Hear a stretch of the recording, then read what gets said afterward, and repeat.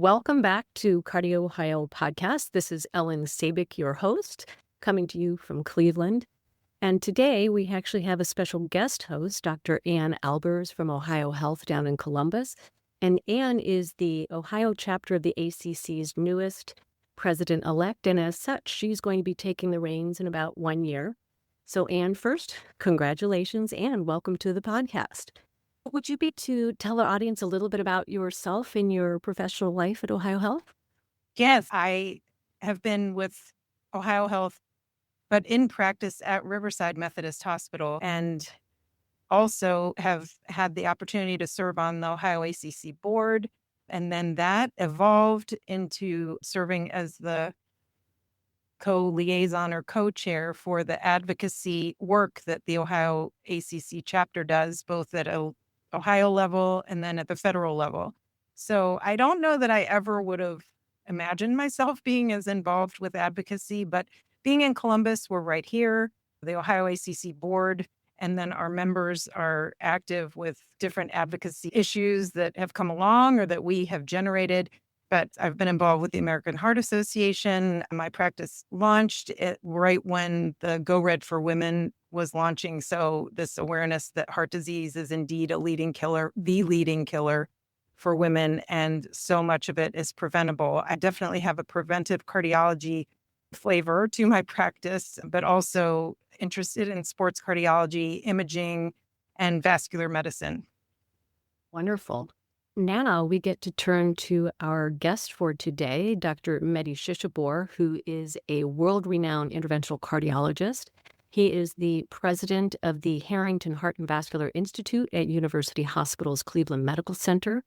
And he not only does coronary work, he is very active, both published and creating new interventions in the world of PAD, as well as pulmonary embolism interventions, and what's most pertinent for today, carotid artery interventions. So Dr. Shishabor is going to be talking to us today about asymptomatic carotid disease. But first, Mehdi, could you please tell us a little bit about your professional journey and how, as a cardiologist, you got so interested in the fields of PAD, PE, as well as carotid disease? Thank you so much, Ellen and Anne, for having me, and congratulations again, Anne, for this new role. Like many cardiologists in training, we not a lot of exposure to vascular. And once I became interventional cardiologist, I had the fortune, as I was finishing my training, my 2 years of training in interventional cardiology at Cleveland Clinic.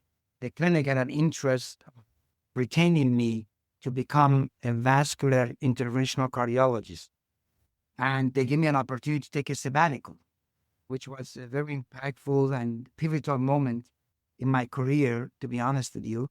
That sabbatical took me to Greenville, South Carolina, and Sioux Falls, South Dakota, and gave me the exposure and the connection with Dr. Bruce Gray and Dr. Mike McCrack, which then got me exposed and involved with vascular disease, vascular medicine. And after that sabbatical, I came back and I actually joined as an interventional cardiologist the section of vascular medicine at Cleveland Clinic. And then I started kind of collaboration and work with Dr. Heather Gornick and Jerry Bartholomew and my other colleagues in vascular medicine at Cleveland Clinic. So I began to really love and build a passion for vascular care. And I realized that there were a lot of opportunities as a cardiologist because we obviously had the medical background, but also now I had the kind of procedural background. And the two of them together could significantly impact the care of these patients because there's obviously a significant role for prevention and the medical aspect of care for these patients, but also there's obviously the procedural aspect and the revascularization aspect. And now, over time, after all those years, my focus has become mainly vascular, which to me encompasses venous disease, carotid disease, aortic disease, and PAD. Mehdi, I always find people's professional journeys so interesting and really quite inspiring, so thank you for sharing that with us. So our topic today is the treatment of asymptomatic carotid disease. But before we get started with that, could you please remind our audience and also me, for a person who comes in with severe carotid disease, What symptoms typically would they present with if they are symptomatic? Yeah, that's a great question, Ellen, because that's a very common mistake that even some of my colleagues that are experts in vascular make, because the patients may come with syncope, confusion, dizziness, and all kinds of symptoms that are honestly not related to carotid disease. The symptoms of carotid disease are very specific, and there are really three symptoms that folks can have. One is obviously stroke, which will have motor deficit associated with it. So I cannot move my arm. I cannot move one side of my body. We call it MCA territory kind of a stroke, which is, I think most people obviously are familiar with. So having a stroke, a real stroke. The second thing is a TIA, which is as we all know, is a transient stroke, is a stroke that happens where you may have slurred speech or have a motor deficit, but it goes away. And then the third one is amarysis fugax, which is not double vision, is not hazy vision. Basically, the patients usually say that I felt like a curtain covering my eyes. So those are the three main symptoms related to carotid disease. There are frequently have patients refer to me because they have dizziness, or syncope, or balance issues. Those may be related to posterior circulation. They may also be related to aortic stenosis and other diseases, but they are not carotid disease related. And that's the major differentiator. So stroke, meaning slurred speech, dysphagia, or motor deficit, TIA, which is those symptoms, but transient, they go away, they resolve, or amarysis fugax. Those three. Medi, again, we're all boarded in cardiovascular disease, and you certainly have moved this field ahead. But since we see patients with coronary artery disease and risk factors for coronary artery disease routinely, these same risk factors, they can develop atherosclerosis of the carotid arteries. So any cardiologist is going to have a lot of patients with these risk factors, but who should we be screening for carotid disease, and what test would you say is best for the screening purposes? Yeah, thank you. And that's another great question. In general, the guidelines have recommended against routine screening. But that being said, as cardiologists, we hopefully examine our patients. I would say that there are some patients that deserve further screening and evaluation. To me, in my practice and what the data supports are the following. If you hear a bruit on physical examination, that's a patient that I would say you should consider for a screening because the loudness of a bruit does not have a good correlation with severity. So you may hear a soft bruit, and that patient may have a 90% asymptomatic carotid disease, or you may hear a very loud bruit, and that patient may have a 40% stenosis of the carotid disease. So any bruit will be an indication for me to send that patient for evaluation. So that's on physical exam. That's the easy one. When it comes to clinical risk factors that I think highlight a higher risk, I think any patient that has significant coronary disease, especially three vessel disease, they have a prevalence of about 10 to 15% of having severe carotid disease. So if you have a patient that gets a cardiac catheterization, has three vessel disease, left main disease, those are patients that I would say that I would agree that we should send them for a screening for carotid ultrasound, carotid testing. The next cohort of patients would be those with multiple risk factors. So if you have diabetes, you have history of smoking, those would be the other two that I would say probably are high risk for carotid disease. So that would be a cohort of that I would say that I would consider high risk and I would want to screen them. The gold standard screening test for these patients is a duplex carotid ultrasound. And the nice thing about that is that test does not require radiation and is relatively cost-effective test and is pretty standard across the United States and worldwide. So I would typically order for these patients a carotid duplex ultrasound. If the duplex comes back abnormal or high risk, where do you go from there? What would you recommend after the carotid duplex? Yeah, so the cut points, again, depends on your comfort level, meaning that if you're comfortable with kind of carotid duplex and the velocities and the degree of stenosis, you can manage this yourself. Historically, we consider severe carotid disease anything that has an end diastolic velocity of greater than 100 or internal carotid artery to a common carotid artery ratio of greater than 4 is considered significant. So if I had a patient, let's say I was a cardiologist or an internist, and I heard the bruit, and I sent the patient for a carotid duplex, and the result came back and said that the end diastolic velocity was 60 or 70. I think if there is moderate carotid stenosis, that means 50 to 69%, I would want to monitor that patient, start intensive medical therapy and risk factor modification, and we can talk about that. And then repeat the ultrasound in 1 year if the patient is asymptomatic. And then once the velocities get to be in the ranges that I mentioned earlier, meaning an end diastolic velocity of greater than 100 or an internal carotid to common carotid artery ratio of greater than 4, then I would want to refer that patient to a vascular expert. And that could be in your hospital, a vascular surgeon. It could be an interventional cardiologist. It could be a vascular medicine expert. It could be any of these. And then they can then have a kind of a shared decision making with the patient and discuss the pros and the cons of revascularization for severe carotid disease with the patient as to whether medical therapy alone would be optimal or the patient may consider revascularization because now they have severe carotid disease. Would you consider MRA or CTA, or do you move from the duplex? Yeah, so what happens is that MRA and CTA, they usually overcall the degree of stenosis. I think if you have an asymptomatic patient, I would want at least the ultrasound to indicate that it is severe disease. Once you have severe disease, you're exactly right.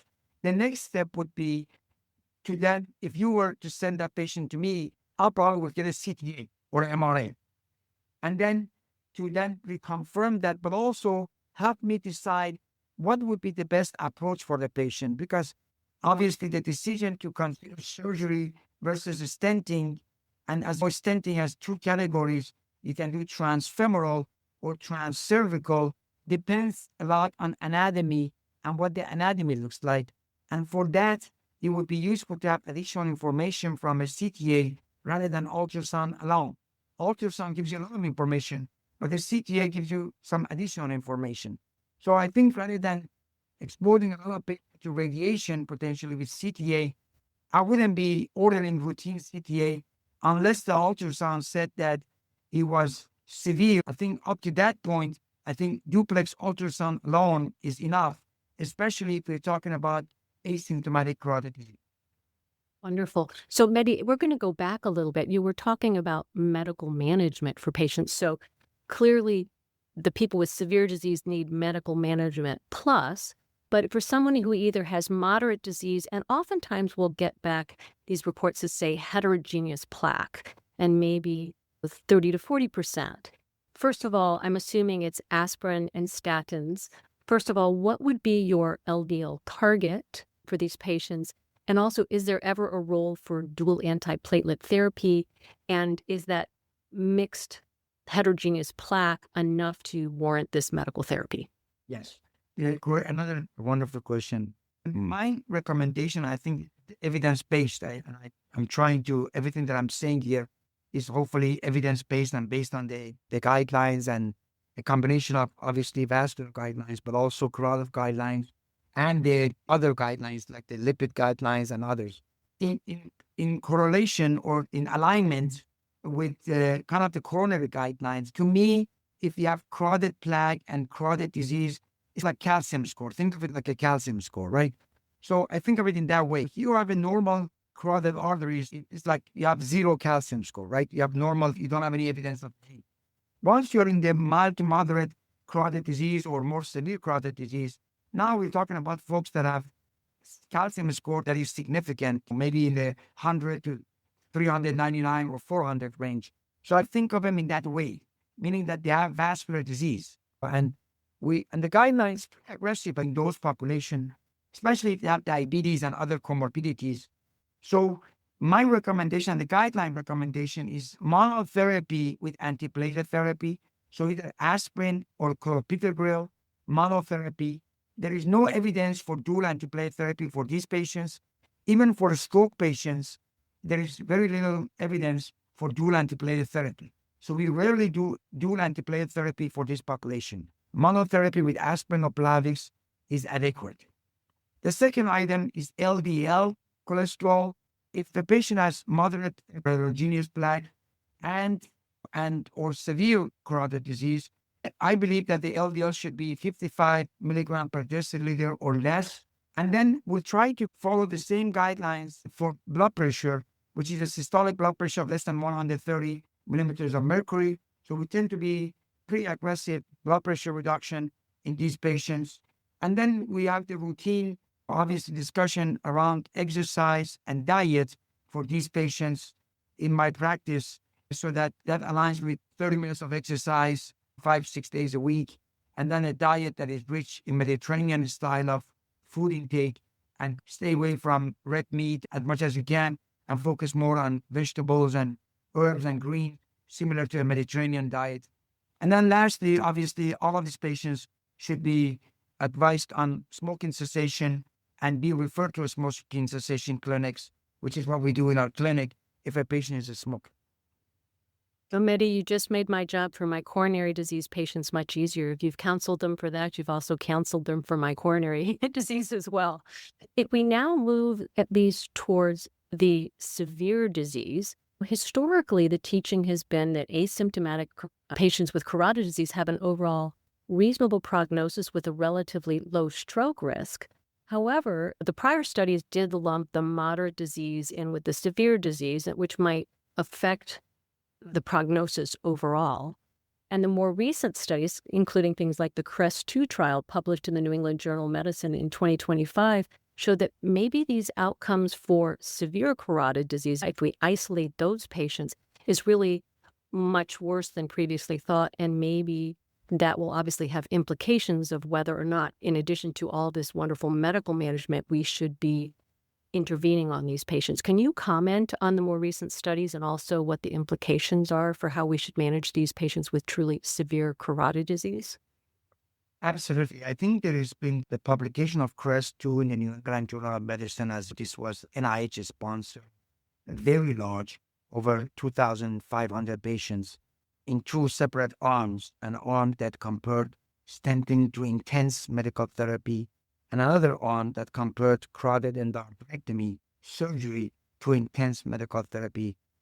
Is really a paradigm shift and a very impactful, and let's put it this way, invested. A lot of times we see trials and we're like, oh my God, did we spend all this money doing this trial? But I think this one was really impactful. And it comes down to shared decision-making and how we speak to our patients, and goes back to your important points. Unfortunately, until CREST-2, we did not have prospective randomized data that gave us a sense of what the risk of stroke was with intense medical therapy and obviously contemporary medical therapy in this population. So we were relying on retrospective small studies, and as you highlighted very nicely, many of these studies they had lesions that were moderate, they didn't have good ultrasound data, and they were single center, not core lab adjudicated. Many patients that crossed over to revascularization. So the data was very bothersome, to be honest with you. And we were making some tough decisions with our patients in regards to deferring revascularization based on this data. What CREST-2 did was that gave us contemporary core lab adjudicated prospective in a randomized setting data, contemporary, as to what the risk of stroke is per year with very advanced medical therapy. And what it showed that the risk of stroke was about 1.3 to 1.7% per year. So let's say 1.5 if you're averaging. And that is cumulative. So that means that if your patient is going to live for 3 years, that's 1.5% times 3. So it's about 4.5%, if my math is correct, 4.5% risk of a stroke at 3 years. And that's important. So when you talk to your patients and you're trying to discuss, and we're talking about severe carotid disease, not moderate disease, people that have an end-diastolic velocity of greater than 100 or a ratio of greater than 4. If you're talking to your patient, those are the kind of numbers you need to discuss, that your risk of a stroke is about 4.5% in 3 years. Or if you talk about 5 years, multiplied by 5, 1.5 by 5, if it's 10 years, obviously that would be 15% risk of a stroke at 10 years. And so that the patients have a sense of what kind of risk they're taking if they decide to go the medical approach and take medical therapy. And then obviously the medical therapy has to be intense, like we just discussed, because that's what they did in CREST-2. So if you just say medical therapy and your blood pressure is 160 and your LDL is 90 and you're not eating a healthy Mediterranean diet and your weight is not being controlled, that's not really CREST-2. So then your risk may not be 1.5%. It may be 2%, 3%.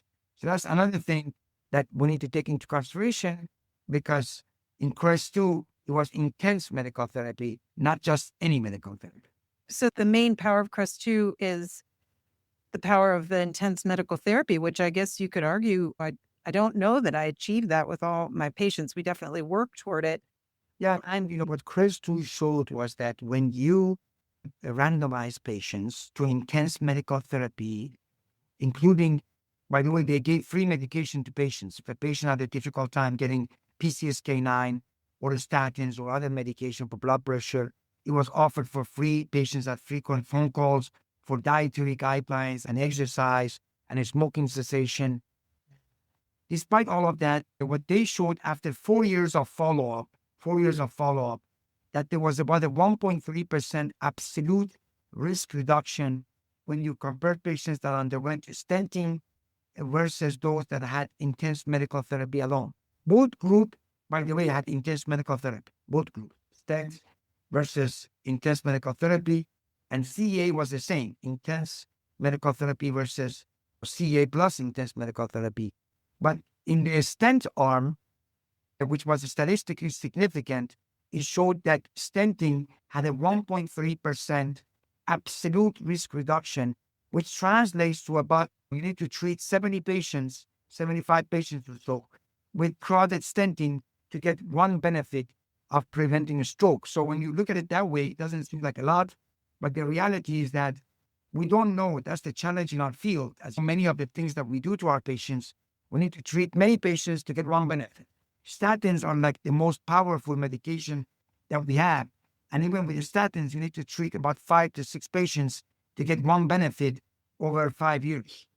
So the bottom line, it comes down to the fact that there was a statistically significant absolute 1.3% in risk in patients that underwent stenting against medical therapy. And that was the advantage of offering patients revascularization versus not doing so. In the CEA arm, there was also a significant reduction. There was a reduction in absolute risk, but it did not reach statistical significance. It was about 1%, but that was not statistically significant.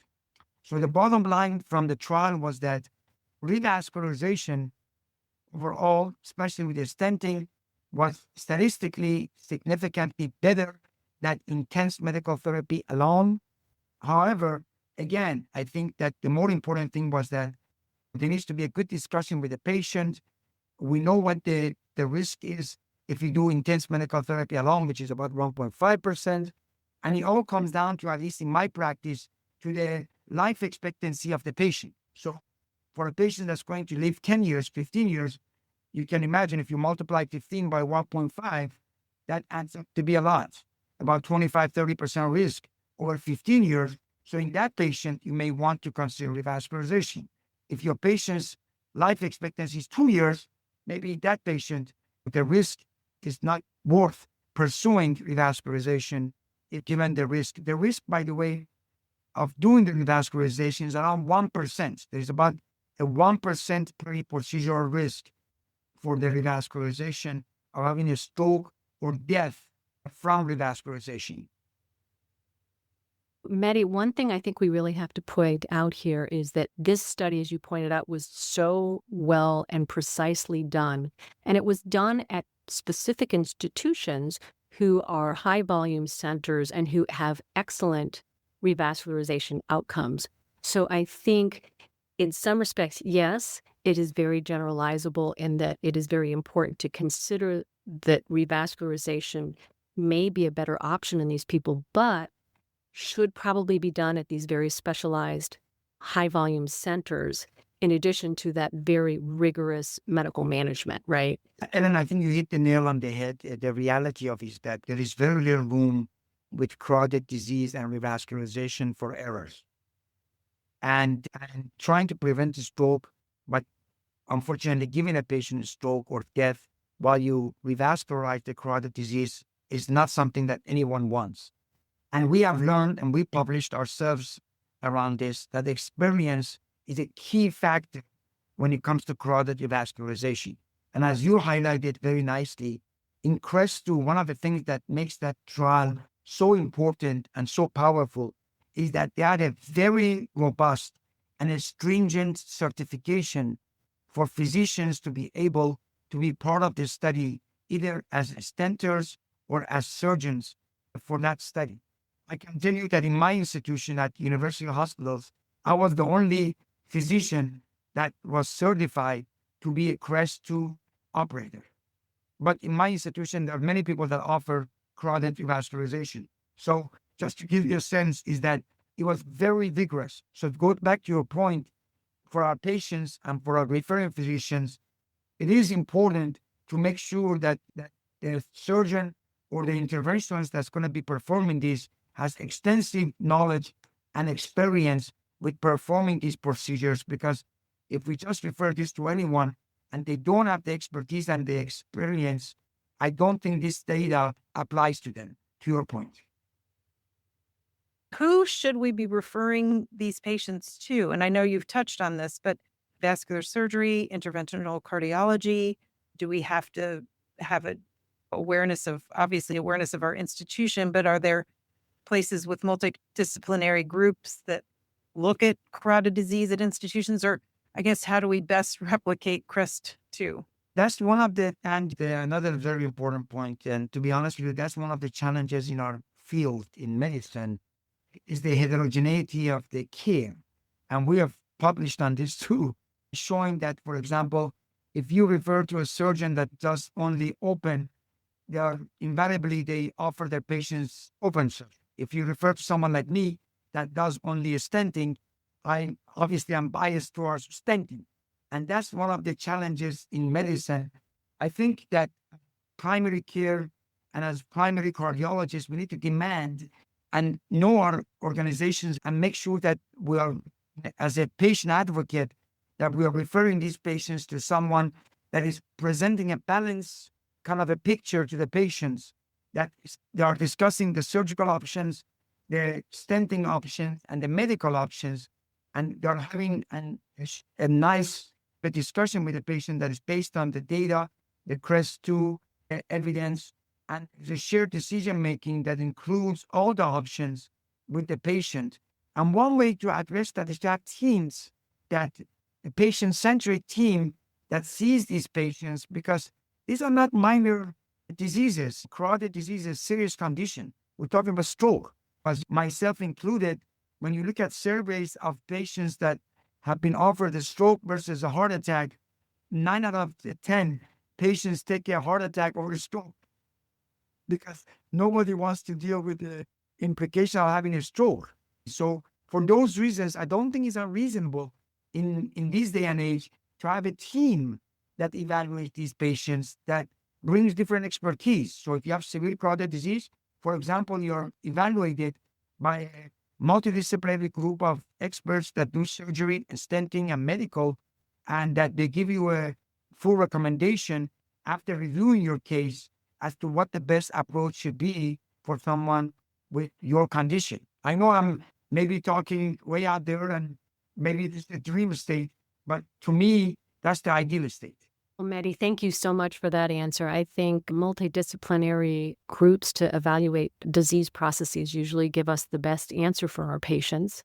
With regards to deciding between, let's say, if we do decide that revascularization is the best, considering carotid endarterectomy versus stenting, what factors would you consider to decide who would be served best by one versus the other? So when we look at these patients, once we have decided and in agreement with the patient in regard to revascularization, the following are what we take into consideration as to whether we should offer surgery or stenting. And a lot of times, to be honest with you, is equipoise, meaning that the patient decides because there may be equipoise between the two. But some of the things that favors stenting are things that we learned from the Sapphire trial. For example, if you have had prior radiation to your neck, that would be a reasonable patient to consider for stenting because of the risk of surgery. If there is contralateral occlusion, that would be a high-risk surgical patient, so we offer stenting. If the lesion is very high or very low in the neck, that may be difficult for clamping purposes, for surgical revascularization, so maybe offering stenting in those populations. If you have significant coronary artery disease, because a significant portion of these patients require general anesthesia for carotid endarterectomy. So for very high risk coronary disease or those with low EF and coronary disease, we may offer stenting. And so those are some of the high risk features for surgery that would favor stenting. Things that favor surgery over stenting are heavy calcification, as you pointed out. Obviously, that may make it challenging to get a good expansion with a stent. And for that reason, if we have a significant amount of calcification, we may consider surgical revascularization. The other thing that is, the other item that we consider for surgery is tortuosity. So if there's a lot of tortuosity and makes stenting difficult, we may consider surgical approach. The third item is that if the lesion has a lot of thrombus, and we think that it would be safer to do it surgically because of a soft plaque and thrombus burden, we may consider a surgical approach. That would be the third item. And then the fourth is that in some rare cases, the patients may have nitinol allergy or metal allergy. And in those patients, we may consider a surgical approach in those patients. If those criteria favoring stenting or surgery are not there, then it's an equipoise, even though CREST-2 kind of favored stenting, to be honest with you, but I still think it's relatively equipoise. I think that then you can have a nice conversation with the patient. I think the elephant in the room is honestly the experience in the organization. So if the organization has a lot of experience in surgery, then obviously I think we should lean towards surgery. If the organization has a significant experience in stenting, then maybe you should offer stenting. If there is equal experience in both and there is equipoise, then obviously patient preference comes into the picture. I think that's great. It definitely brings more to the cardiologist managing the patient and know your institution and know what you have available and how things are. But what about the patients who have severe coronary artery disease and severe carotid disease? So, how would you manage that? And which do you tackle first? Could you just talk a little bit about how you might manage that one versus the other or timing? Sure, that is an area that we have done some research. So I'm going to take a little bit of a more of a intense kind of a little bit more of a firmer kind of a approach to this one, if you don't mind, because I think this is an important question that you asked, and I think that there are mistakes that are happening that may not be favorable for our patients. So based on the current evidence and everything that we have published and everything that others have published, if you have unilateral asymptomatic carotid disease and you have significant coronary disease requiring CABG, there is absolutely no indication to fix the carotid or do a combined approach. All those patients should be referred for CABG, get their coronary disease taken care of, and then once they have recovered from the coronary disease, they can be then have an evaluation for what's the best approach for their carotid disease. That's for unilateral asymptomatic carotid disease in a setting of severe coronary disease requiring CABG. If you have symptomatic carotid disease, then I think the carotid disease needs to be addressed before CABG. If the coronary disease is so advanced and that cannot be done percutaneously, I would say that I would do both percutaneously. I think it's a very high risk to send a patient with symptomatic carotid disease to CABG. And most surgeons probably won't do it anyway because they would know that this is very high risk. And these patients don't do well with a combined approach. So I would take an endovascular approach for both, for the carotid and for the coronary. Or if you can get away with doing the carotid and then do the coronary 3 to 4 weeks later because of dual antiplatelet therapy after carotid stenting, then I would take that approach. If you have bilateral carotid disease and you have severe coronary disease, it's rare. Thankfully, we don't have a lot of patients like this. But if you do, that would be a very high risk patient for CABG, as during CABG, especially if you're doing it on pump, that can be risky. I think that those have to be personalized. So you need to find a very talented surgeon, consider doing it off pump, and so on and so forth. If you want to go with the CABG route first, alternatively, that may be a kind of patient that you may want to consider a percutaneous approach, coronary, and percutaneous approach for the carotid because of the risk of hypoperfusion and stroke in a setting of CABG for those patients, especially if they are done unpumped. That's a general overview and guidelines for these kind of patients with severe carotid disease that have also severe coronary disease. Mehdi, thank you so much for sharing all of your expertise with us today. We have learned so much from many of the trials actually that you were involved in. Hopefully we can all be better cardiologists and also better with team-based approach for taking care of our patients who do have carotid disease. So thank you again from Cardio Ohio Podcasts. And Anne, thank you for co-hosting with us. Thank you so much. It was a pleasure. And thank you for the great questions. I think both of you highlighted some of the most important decisions and aspects of carotid disease. So thank you so much, Ellen and Anne. Thank you for joining today's podcast. For more information about the speakers or the topics, please go to ohioacc.org.